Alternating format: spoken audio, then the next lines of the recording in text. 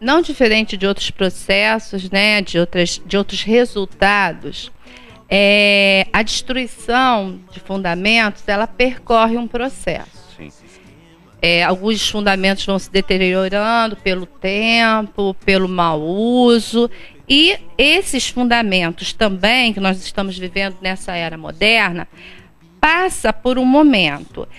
E o próprio Jesus nos alertou que aquele que ouve a palavra e não as pratica é como um tolo que construiu a sua casa sobre a areia. A areia não é um local onde você pode construir e colocar um fundamento firme, que você não vai esperar que sua casa vai cair. E Jesus fala isso. A primeira alerta que Jesus dá é onde você colocará esses fundamentos. Onde você vai fixar as suas raízes. Dependendo do lugar que você escolha, já está errado. Não vai ficar de pé.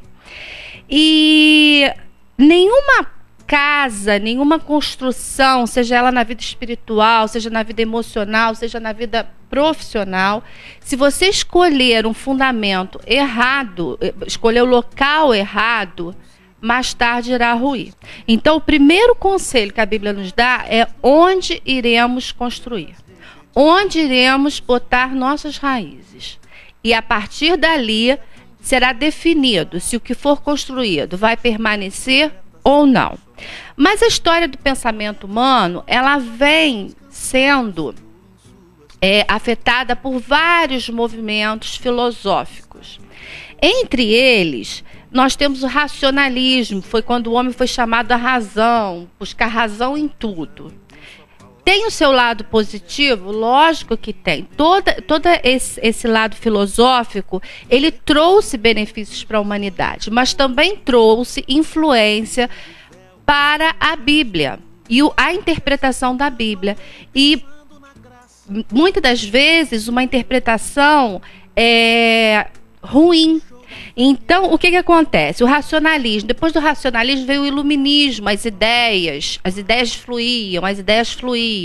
Então, influenciou muito o pensamento bíblico, da interpretação da Bíblia. Depois disso, veio o emocionalismo, você tinha que também sentir, daí essa área mística, de muito sentimento. Você vê que isso depois percorre anos e anos ainda, a pessoa tendo que viver de experiências. Isso começou lá atrás, na época do emocionalismo. O existencialismo, o homem tentar explicar a existência humana. Nessa tentativa de explicar a existência humana, tantas buscas, tantas explicações, quando a Bíblia já nos dava essa explicação. E esses pensamentos, eles foram influenciando, e nós chegamos hoje à era moderna e estamos vivendo a era pós-moderna.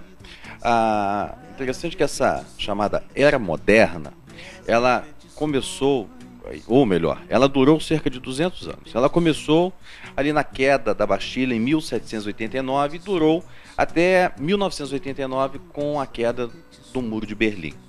Então foram 200 anos chamados de era moderna. Agora nós estamos vivendo a era pós-moderna. E essa era pós-moderna é uma era que não valoriza os fundamentos eternos. Não tem valorizado e tem construído, infelizmente, em cima de lixo. As pessoas hoje não estão observando a verdade da palavra. Muitas pessoas estão fundamentadas em cima de relativismo. Não é bem assim, não é bem desse jeito, não é bem dessa forma. E a gente observa isso na própria igreja. As pessoas muitos crentes hoje, muitos pastores, muitos líderes estão relativando a Bíblia. Ou seja, dizendo que aquilo que era fundamental para a nossa fé não é bem desta maneira. Recentemente eu vi um pastor dizendo que a volta de Jesus, aquilo que a igreja durante tantos anos pregou, ensinou, mostrou e falou a respeito do arrebatamento da igreja, de termos uma vida santa, temos uma vida na presença de Deus. Muitas pessoas hoje, muitos líderes estão dizendo, não é bem dessa forma, não é isso. As pessoas ensinaram assim, mas nós temos agora uma nova interpretação. E essa nova interpretação tem levado a igreja a um enfraquecimento moral. Não sei se você sabe, mas na década de 90 até 2000, houve um crescimento de 58% da população evangélica. Aí eu te pergunto, Qual foi a mudança social, moral para o nosso país? Nenhuma. Então, que tipo de evangelho é esse que foi pregado? Que tipo de vida transformada é essa que as pessoas passaram a ter do momento que entraram dentro de uma igreja, do momento que tomaram a decisão ao lado de Jesus? Ou seja, não houve nenhuma. Por que não houve? Porque, na verdade, não tiveram um encontro real com Jesus Cristo. Abraçaram a palavra de Deus, abraçaram a Bíblia, abraçaram esses ensinamentos como se fosse uma filosofia de vida, mas não como a realidade da vida, que é Jesus transformador, aquele que molda o nosso caráter, molda a nossa conduta, molda a nossa vida, de forma que sejamos santos e irrepreensíveis. E, infelizmente, é isso que tem acontecido nos dias atuais. É interessante que o senhor colocou que muita coisa tem sido construída em cima de lixo. Se nós nos lembrarmos de um tempo atrás, aquele Morro do Bumba, em Niterói, ele foi construído sobre um lixão. Era um aterro sanitário. E as pessoas foram construindo. E ali tinham casas boas, casas ruins, mas moravam pessoas ali. E o estrago foi tremendo quando aquilo explodiu. Porque o que a gente vê com relativismo, eu vejo muito disso nesses textos filosóficos. Importante é o resultado. Você está feliz? Constrói uma casa em cima de um aterro sanitário. Linda. More da melhor maneira, feliz da vida. Você está bem? Tô ótimo. A casa está boa? Tá. Mas terá consequências. E esses valores relativistas influenciaram tanto e têm influenciado tanto o pensamento humano ao ponto do quem relativa as coisas é mais inflexível do que quem prega a verdade do Evangelho, ao ponto deles não aceitarem a verdade do Evangelho. Eles podem ser livres para pensar o que eles quiserem, eles podem dizer que isso é certo, isso é errado, que eu sou feliz, o importante é o resultado. Agora, quando eu falo que a minha verdade é a verdade da Bíblia, aí eu sou inflexível, eu sou dona da verdade absoluta e eu não fundamentalista, eu não posso pensar desse, não posso por quê? Se ele pode relativar, por que eu não posso pensar que a Bíblia, a palavra de Deus é minha regra de fé e prática? Então o relativismo, além de tudo, ele é perverso, porque ele se transformou numa verdade absoluta, tentando substituir a palavra de Deus e tentando influenciar o pensamento humano. Então preste atenção nessas pessoas que dizem que são muito liberais, que o pensamento, cada um tem sua verdade desde que você não discorde delas.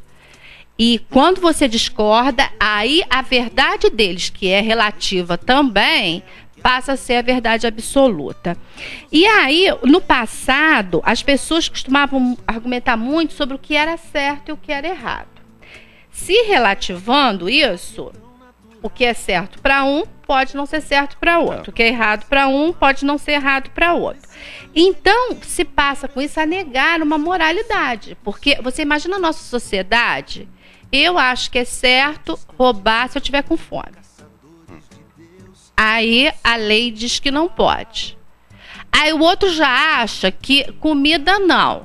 Mas se for um batom, aí pode, porque eu amo batom. E assim vai, cada um vai relativando o que quer.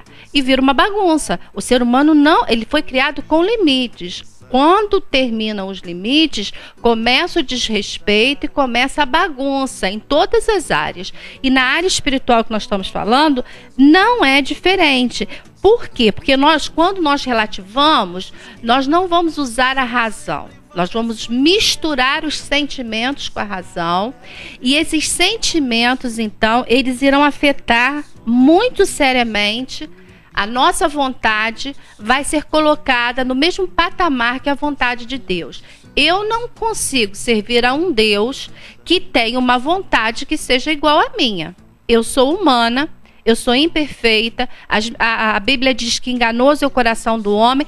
Como que eu posso servir a um Deus que vai ter a minha vontade? Ele tem a vontade soberana, que é uma vontade perfeita, uma vontade que é o certo, é o correto, vai me levar ao caminho correto. Mas essa verdade, esses sentimentos, eles chegam ao pragmatismo, que é a prática, né, pastor? É verdade.